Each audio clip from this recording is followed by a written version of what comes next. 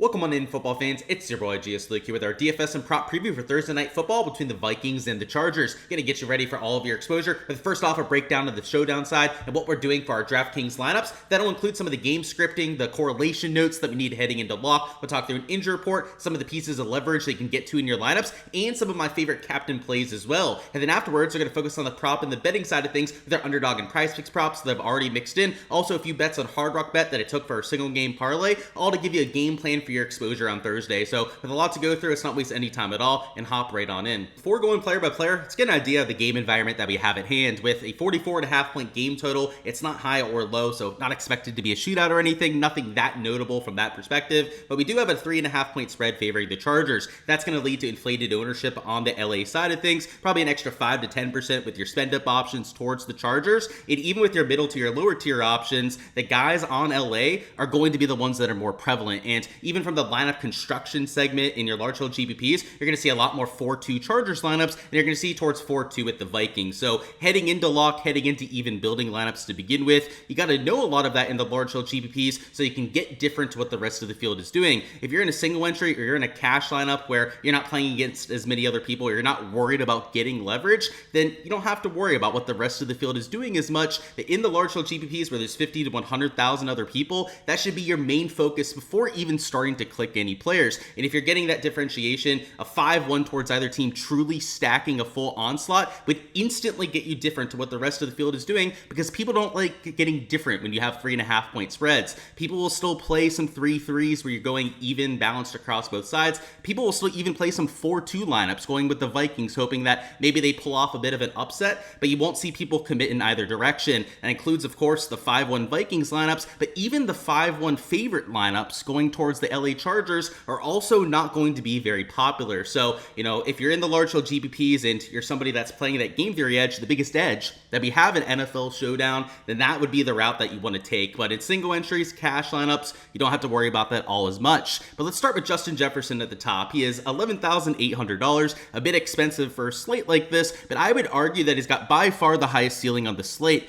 Justin Herbert can get close to 25, maybe 30 fantasy points, but there's only one player that we could realistically see getting close to 40 fantasy points. Like maybe an Addison has a career day and does that sort of thing, but even on the Chargers, like a Quinn Johnston maybe gets the 30 fantasy points on a career day for himself. There are just too many receivers on the LA side of things, and Justin Jefferson takes up so much of that usage from Minnesota that you don't have anyone else with that sort of potential. So in large hold GPPs, I'll be using him at the flex position and of course at the captain position as well. In cash and single entries, I don't know if I like him as much at captain because it is going to cost a whole $17,700 if you use him in that spot. There's a lot of opportunity and cost involved with taking a captain that's that expensive. Let's say only use realistically 1 to maybe 2 spend up options alongside with them, as opposed to 4, maybe even 5 lineups in a more balanced kind of build. So that's why I would stick to using him in the large hold GPPs where we're building for the absolute nuts. We're trying to go for some of those outside outcomes. But overall, Justin Jefferson, if I have the salary to afford him and to fit him into lineups, he's going to be a priority for me. So he's got a 17.3 raw point projection, 1.5x points per dollar efficiency, which isn't great. You've got better players below him like a Herbert, a Wentz, a Jordan Mason's even 1.8x points per dollar projection,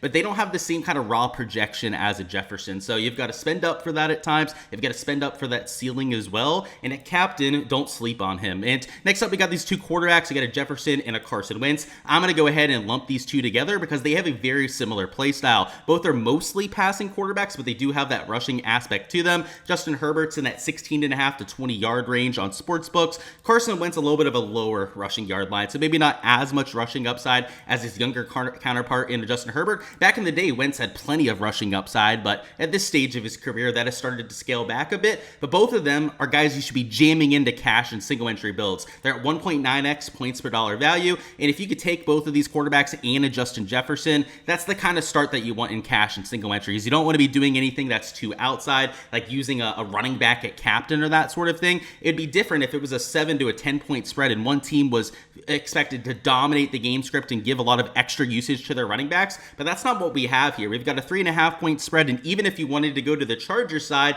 they're with their running back 3 and 4 at this stage, so it's not like you're getting premier running back options on the team that is slightly favored here, which is why I like the double quarterback setup for cash and single entries just a little bit more, which is going to be extremely popular quarter, but we don't have to worry about that in those sort of builds. So that's why I'm okay with doing so. But in the large field GPPs, a ton of people are also going to build this way, which makes it, in my opinion, a little bit less attractive there. So it's not just about who you want to play for a given slate. It's making sure you do it in the right contest. And if you see yourself playing for a shootout or, something over a 44.5 point total, that's kind of what you're doing when you're taking both of these quarterbacks. For a quarterback to get there, they've got to score 2 passing touchdowns or 2 total touchdowns in most cases to get to the optimal. In some rare cases, it can be a low scoring script where the quarterbacks still get there with like 12 to 13 points. But the vast majority of the time, where it matters when you're building your lineups, is you're playing for a high scoring script. If you're playing both quarterbacks together, and it's only a 44.5 point total. So that's why I think going to,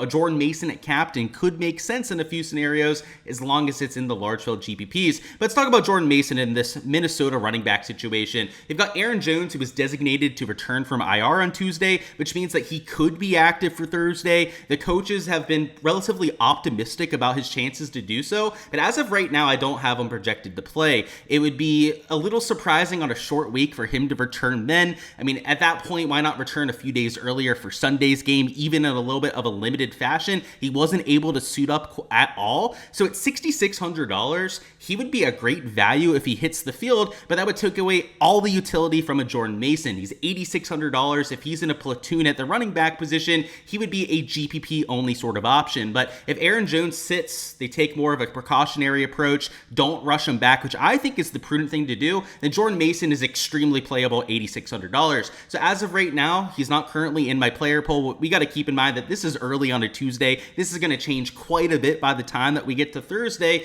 Jordan Mason, if you don't have any Aaron Jones, is going to be one of the best plays on the slate. His projection is going to bump up from this 15.8 point mark, and at captain might be my favorite captain for large field GPPs because he's on the team that is the slate underdog, 3.5 point underdogs for Thursday. And if he gets there, if Minnesota ends up being the winner for Thursday Night Football, he's going to get extra usage, probably 20 to 25 touches overall. That would be plenty of usage to get to the optimal lineup, and that would take away usage from the other side. So I like Jordan Mason quite a bit. He's a little bit of a wild card with the injury news that we've got going on, but unknown how big of a factor he's going to be until we get that Aaron Jones news. Next up, we got a Quinn Johnston at $8,000. He's got a 1.6x points per dollar projection, and over on the right, you can see I'm only using him in large field GPPs. The reason for that is that he's got an extremely low floor. They have PPR options on that team that have much higher floors priced right around him. For example, Keenan Allen, Alad McConkey, both of these players have 5.5 reception lines on the books.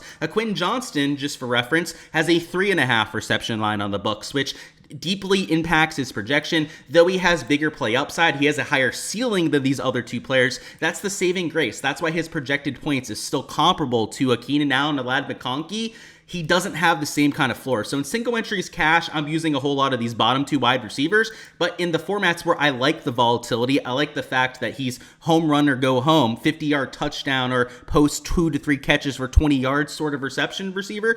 I like that in the 50 to 100,000 entry contest. So at $8,000, that's where I'll be using him.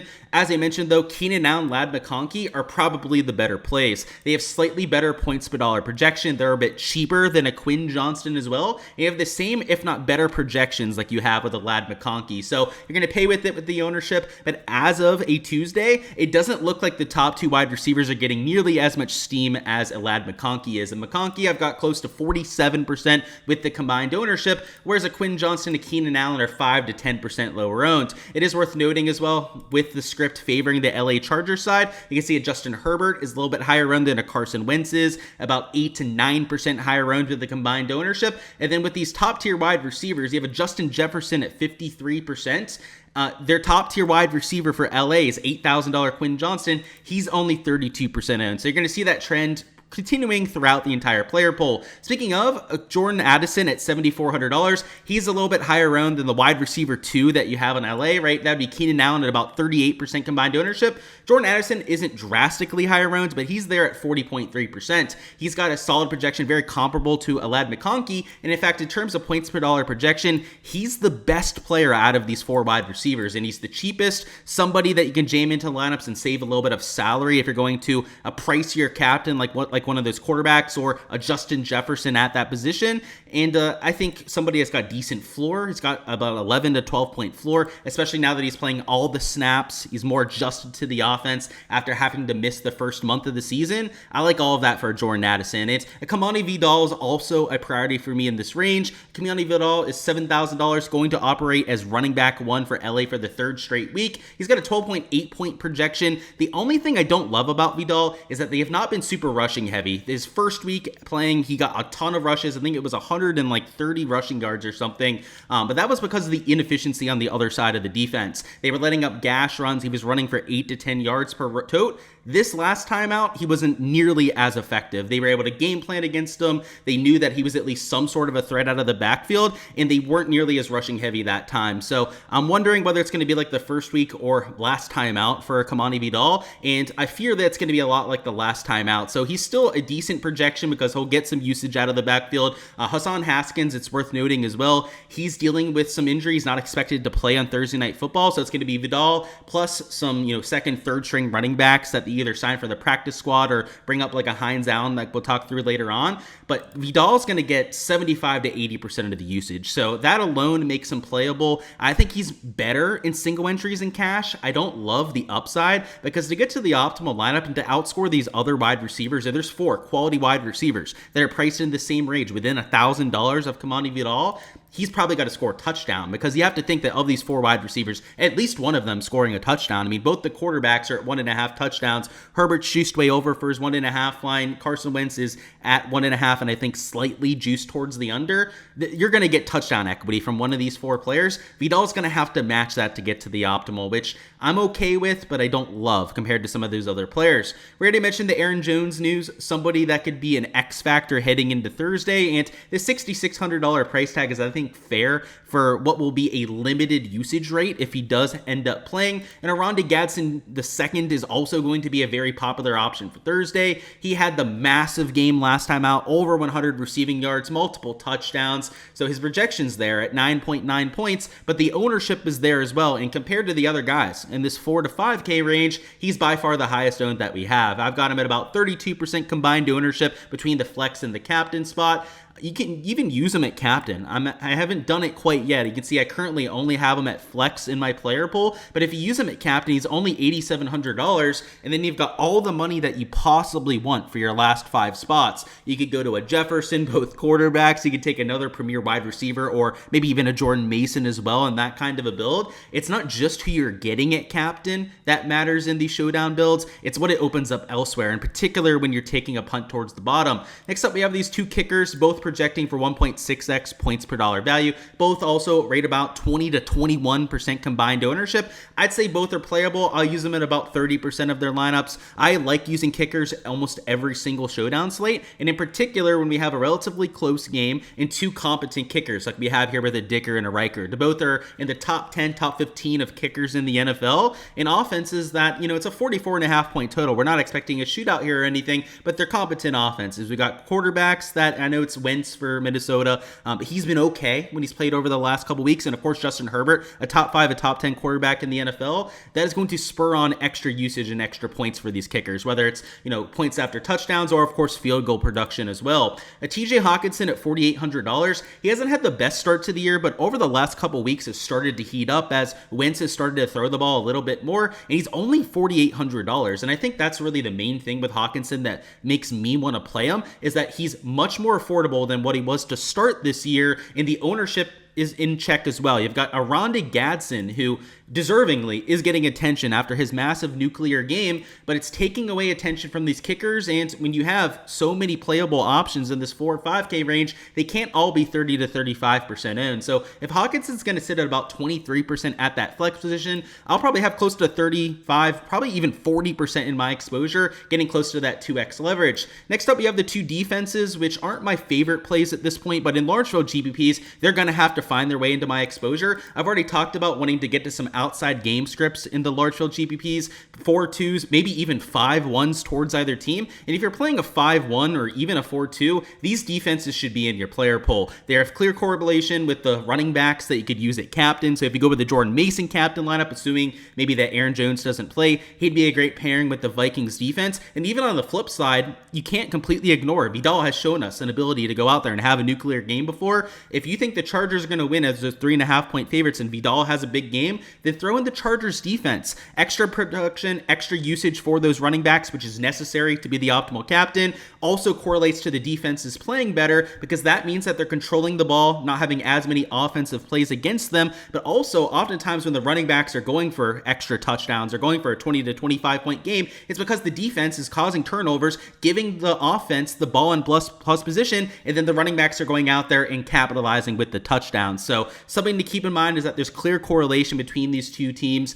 and their respective running backs. Next, I want to the true value tier. So this is the sub $4,000 range where you're truly getting a bunch of salary to work with up top. And just like the cheap captains, when you go to a cheap player at the bottom end of the board, it's not just who you're getting, but it's what it opens up with the rest of your lineup. And because I am prioritizing both of these quarterbacks in cash and single entries, I like Justin Jefferson as well, I'm going to be using a decent amount of the bottom end of the board. It's Jalen Naylor, for example. He doesn't have a massive usage share. He doesn't play more than 30, maybe 35% of the snaps for the Vikings, especially now that Jordan Addison is back. But and we can add in an Adam Thielen on top of that. They'll play snaps, and if they end up scoring a touchdown with their limited usage or go for a big play of 30 to 50 yards, that could be their way to the optimal lineup. So a Naylor in particular, who's played a little bit more than an Adam Thielen. Thielen's also more of a PPR short yardage wide receiver, so I do prefer a Jaden Naylor a little bit more, and that's why he made his way into my player pool. Also worth noting that Xavier Scott is questionable for the Vikings. That on top of the Aaron Jones news does have a quite fluid running back situation for Minnesota. It could be all Jordan Mason or it could be all three running backs out there. We really don't know at this stage. So if he plays, I'll probably be using him, especially if Aaron Jones is out. A Trey Harris at $3,000. He's a wide receiver for LA. He's a big play wide receiver, but he doesn't play as much with the other three big name guys ahead of him. I mean, when you have Quinn Johnston and Keenan Allen, Ladd McConkey ahead of you, three of the probably top 40 wide receivers in the NFL, it's going to be tough to get a whole lot of playing time. On the other side, though, Josh Oliver does get quite a bit of playing time for the Vikings. He's their tight end, too. The unfortunate part is that he's not a really big yak guy. He's more of a blocking tight end at this stage of his career. He's experienced. He gets to play quite a bit because of that experience in the blocking game, but he's touchdown or bust at $2,400. So I am using him because of that, and he plays a lot of the snaps in the red zone, and if he can get us a touchdown, that's his way to the optimal. We've also got Adam Thielen. We mentioned him before as a PPR threat. Will Dissly. So this is the backup tight end for LA.